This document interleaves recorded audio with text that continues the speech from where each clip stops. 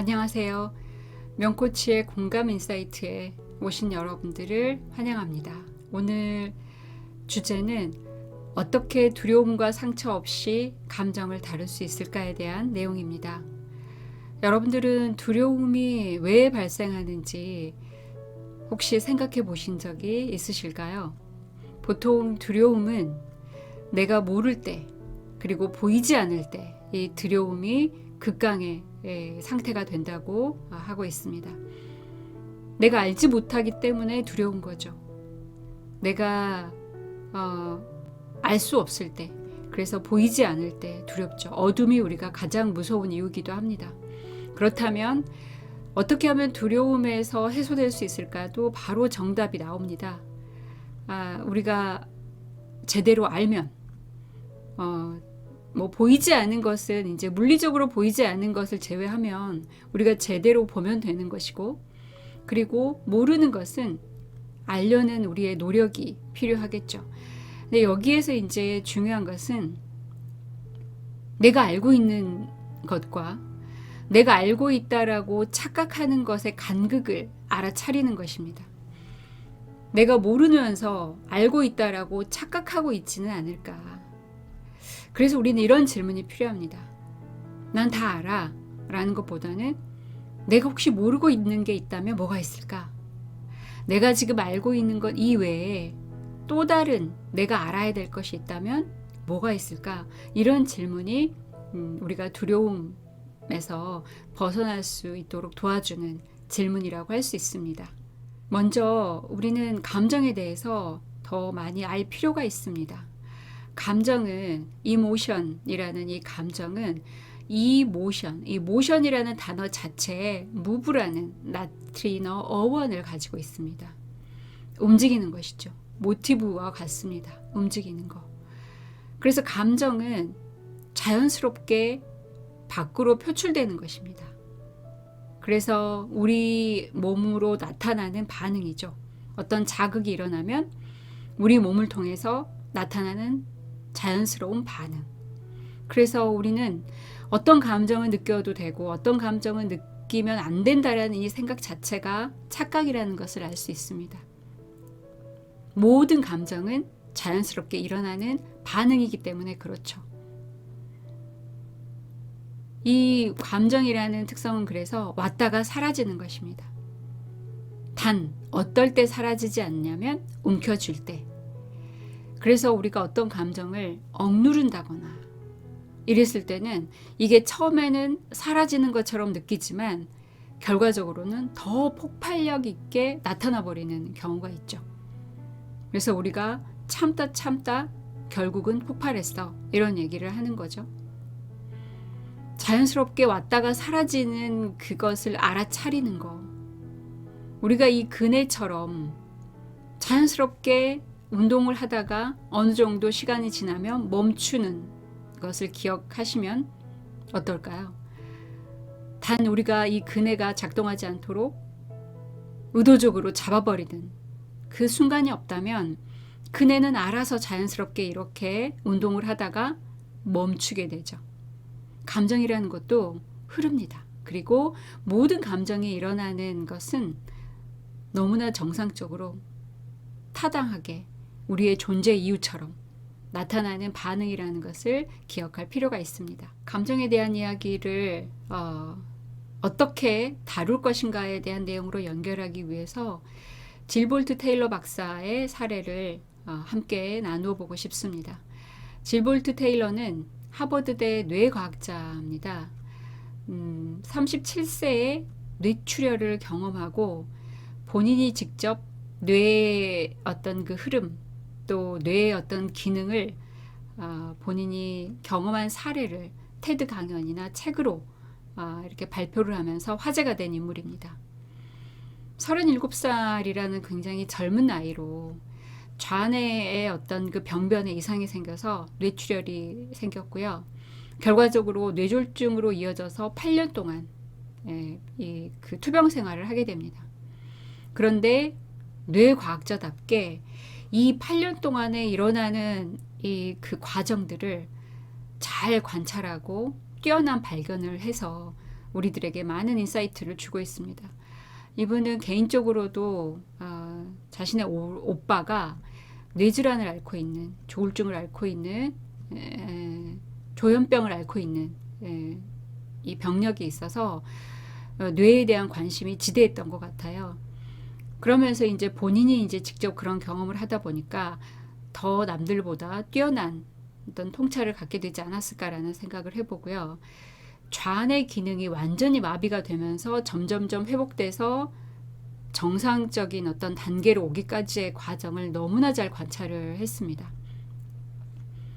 그래서 이분이 얘기하는 건 뭐냐면 내 감정을 어떻게 느끼는지는 이런 자신의 경험을 토대로 관찰하고 또 훈련을 하게 되면 충분히 감정에 대한 어떤 그 본질을 들여다볼 수 있게 된다라는 것을 강조했다라는 게 저에게 굉장히 인상적인 부분이기도 합니다.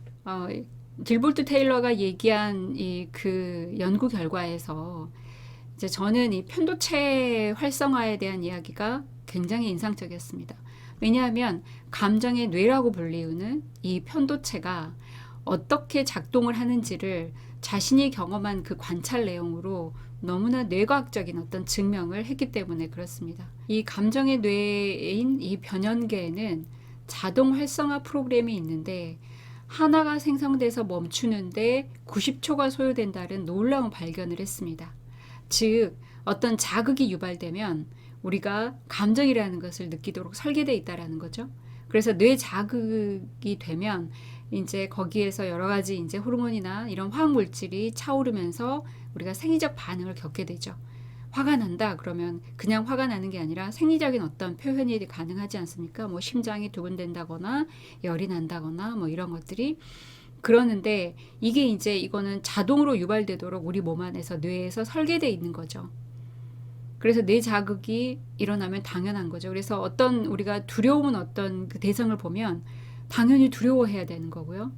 분노의 대상을 보면 당연히 분노해야 되는 게 맞습니다. 그러지 않으면 이건 정상적인 어떤 기능을 할 수가 없는 거죠. 그래서 이 두려움이나 이런 분노 같은 것도 이런 자동 활성화가 이제 반복되다 보면 조그마한 자극에도 이 활성화 키가 돌려간다는 거예요. 그래서 화를 내는 분들을 보면 화내는 강도가 더 커지고 더 잦아지는 걸 볼 수가 있고 정말 그 중독성처럼 화내는 사람은 당연히 저런 상황에서 화를 내겠지 그럼 100% 화를 내는 걸 우리가 볼 수가 있습니다. 그래서 이런 부정적 감정을 겪는 것도 중독성이 있다라는 말이 바로 그 말입니다. 그래서 그 회로는 자연스럽게 돌아가는 건데 90초라는 이 시간이 지나고 나서도 이 회로가 돌아가지는 않는다는 거예요.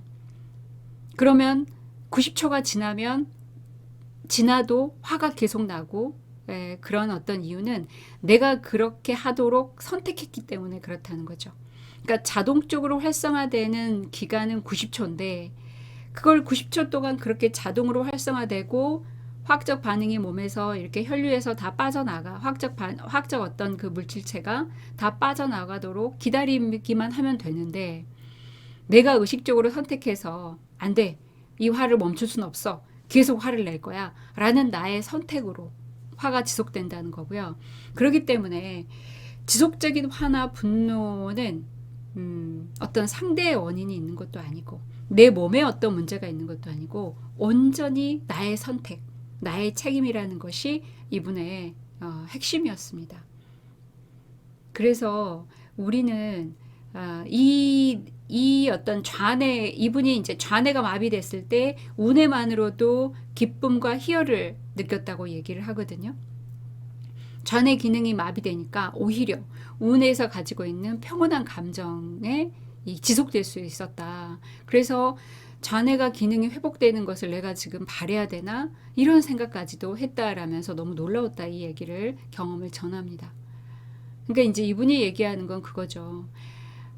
좌뇌에 일어나는 부정적인 어떤 의식 이런 것들도 충분히 우리가 의식적으로 우뇌에서 일어나는 기쁨이나 희열의 어떤 감정으로 충분히 의식적 선택을 통해서 좌뇌 부정적 사고를 막을 수 있다.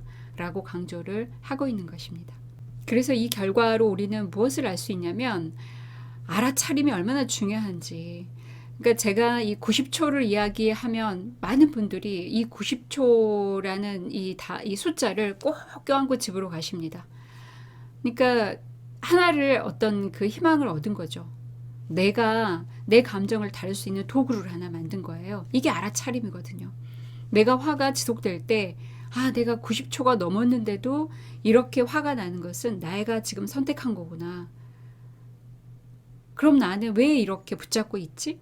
이 감정을 내가 왜 이렇게 놓지 못하고 있지? 나의 이 분노의 근원은 뭐지? 내가 뭘 더 알아차려야 되지? 이런 생각들을 하면서 감정을 다룰 수 있게 된다는 것은 매우 반가운 일이었습니다. 테드에서 이 질볼트 테일러의 후와 위라는 이 그 문구가 매우 인상적이었습니다. 즉, 우리는 어떤 내가 되고 싶은지 우리가 궁금해하고 또 어떤 내가 되어야 되는지 많은 탐구를 하고 많은 논의를 하고 있는데 어떤 내가 되고 싶은지는 온전히 나의 선택에 달려 있다라는 뜻이었습니다. 내가 무엇을 선택할 것인지 내 감정이 이렇게 그냥 나도 모르게 화가 났어 라고 무책임하게 내던지고 말 것인지 아니면 내 감정은 내가 존재하는 이유고 내 감정이 발생하는 이유 또 내 감정으로 나를 해치지 않도록 하는 방법을 알려고 하는 이 동기는 매우 나에게 필요한 일이고 내가 어떤 내가 되는지 필요한 사실이라는 거예요.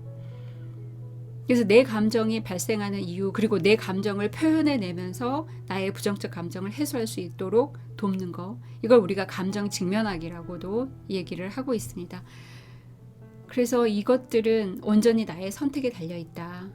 나의 자율적 의지에 달려있다. 이렇게 얘기를 할 수 있습니다. 여러분들이 어쩔 수 없었어. 그리고 나의 화의 모든 근원은 너에게 있어. 그 사람에게 있어. 이렇게 생각을 하고 있다면 나로 다시 돌아와서 나는 어떤 내가 되고 싶은지 가장 감정 다루기를 하는 이유는 이겁니다. 분노, 화가 나쁜 게 절대 아니라고 말씀을 드렸잖아요. 그런데 언제 분노, 화가 나쁜 결과를 초래하느냐? 나에게 나쁜 영향을 줄 때 화를 내면서 나를 자꾸 자책을 하고 죄책감을 갖게 하고 또 내가 그렇게 화내는 사람밖에 안 된다라는 나의 어떤 그 내 스스로 어떤 수치심을 갖게 되고 그런 것이 화가 가져다주는 부정적인 영향이 됩니다. 그래서 화를 내면서 자기 혐오에 빠져버리잖아요. 그러면 한 발짝도 움직일 수가 없습니다. 가장 나를 가두고 나를 조금 더 이 고통에서 벗어나지 못하게 하는 것은 뭐냐면 자기 혐오감입니다.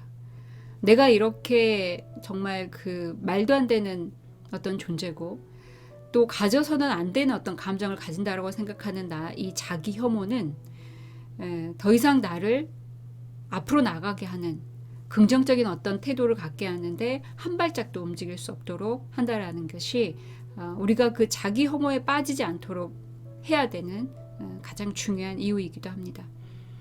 그러니까 대부분 화를 내고 나서 내가 그렇게 화를 내고 자기 혐오에 빠지고 자기 죄책감에 빠지면서 내가 이거밖에 안 되는 존재야 라고 힘들어하고 또다시 그게 반복되면서 더 깊어가는 자기 혐오감이 만들어져 버린다는 거예요. 이런 순환의 이 고리를 우리가 끊을 필요가 있다고 생각을 합니다. 여러분들의 건강한 감정 다루는 방법에 대해서는 계속 또 이야기를 나눌 기회를 갖겠습니다. 감사합니다.